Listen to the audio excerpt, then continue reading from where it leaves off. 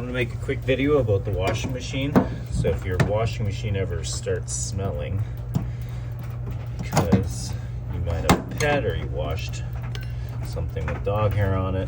Anyways, a lot of people don't even know, but this plug in here, unscrew it. A lot of the time, if you don't clean it, it gets trapped with